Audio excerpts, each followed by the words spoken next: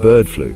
Just the name sends shivers down our spines. We remember the headlines, the fear, the uncertainty. And now H5N1 is back, reminding us that the microbial world is constantly evolving, always ready to challenge our defenses. H5N1 is a type of influenza virus that primarily affects birds, but it can also infect humans, causing a range of symptoms from mild respiratory illness to severe pneumonia and even death. The virus spreads through contact with infected birds or their droppings, and while human-to-human transmission is rare, it is not impossible. The recent outbreaks of H5N1 in poultry farms across the globe have raised alarm bells. Millions of birds have been culled in an attempt to contain the spread, but the virus continues to circulate, posing a significant threat to both animal and human health. The situation is particularly concerning in the United States, where H5N1 has been detected in all 50 states. The virus has already wiped out millions of chickens and turkeys, leading to soaring egg prices and raising concerns about potential food shortages, but the impact goes far beyond economics. The more the virus circulates in animal populations, the greater the risk that it will mutate and acquire the ability to spread easily between humans. And that's a scenario we desperately want to avoid. The World Health Organization has warned that H5N1 is a serious threat and that the possibility of a pandemic cannot be ruled out. The lessons learned from COVID-19 are still fresh in our minds, and we must act swiftly and decisively to prevent another global health crisis. The world watched in horror as COVID-19 swept across the globe, exposing the fragility of our healthcare systems and the interconnectedness of our world. Now, with H5N1 looming large, we must ask ourselves, are we ready for another pandemic? The answer, unfortunately, is not a simple one.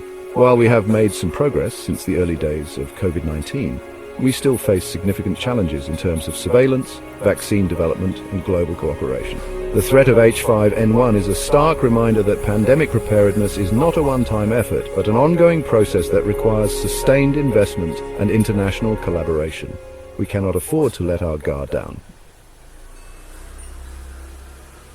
One of the biggest challenges in combating H5N1 is the virus's ability to mutate rapidly. This makes it difficult to develop effective vaccines and treatments, as the virus is constantly changing and evading our immune defenses.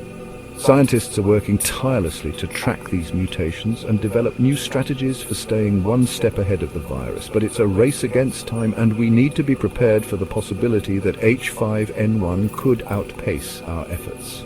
The emergence of new and potentially more transmissible variants of H5N1 is a constant threat, and we must remain vigilant in our surveillance and response efforts.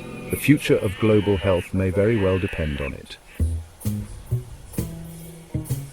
Section 5, a call for global action. The fight against H5N1 is not a battle that any one country can win alone. It requires a coordinated global effort, with countries working together to share information, resources, and expertise.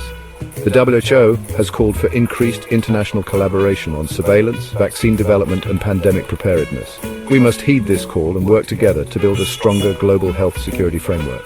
The COVID-19 pandemic taught us the hard way that infectious diseases know no borders. We must learn from our mistakes and work together to prevent history from repeating itself. Section 6, the importance of early detection. One of the most crucial aspects of pandemic preparedness is early detection. The sooner we can identify and isolate outbreaks, the better our chances of containing them and preventing widespread transmission. This requires robust surveillance systems in both animal and human populations. We need to be constantly on the lookout for new cases of H5N1, and we need to be able to track the virus's spread quickly and accurately. Early detection is our first line of defense against a potential pandemic. By investing in strong surveillance systems, we can give ourselves the best possible chance of staying ahead of the curve and preventing a global health crisis. Section 7. Vaccines, our first line of defense. Vaccines are one of the most powerful tools we have in the fight against infectious diseases.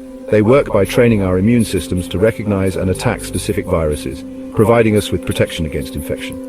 Developing effective vaccines against H5N1 is a top priority for scientists around the world. While there are some vaccines available for certain strains of the virus, we need to continue to invest in research and development to ensure that we have vaccines that are effective against a wide range of variants. Vaccines are not just about protecting individuals, they are about protecting entire communities. By achieving high vaccination rates, we can create a wall of immunity that makes it much harder for viruses like H5N1 to spread. Section 8, protecting our frontline workers. Healthcare workers, veterinarians, and other essential workers are on the front lines of the fight against H5N1. They put themselves at risk every day to care for the sick, protect our food supply, and keep our communities running. It is our duty to ensure that these brave individuals have the resources and support they need to do their jobs safely and effectively.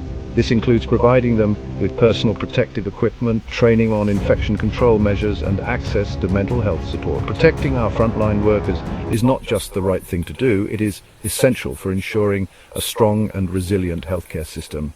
We must do everything we can to support these heroes who put their lives on the line every day. Section 9. Preparing for the unknown. The future of H5N1 is uncertain, but one thing is clear. We must be prepared for anything. The virus is constantly evolving, and we need to be ready to adapt our strategies and responses accordingly. This means investing in research and development, strengthening our surveillance systems, and fostering global cooperation. It also means educating the public about the risks of H5N1 and empowering individuals to take steps to protect themselves and their families.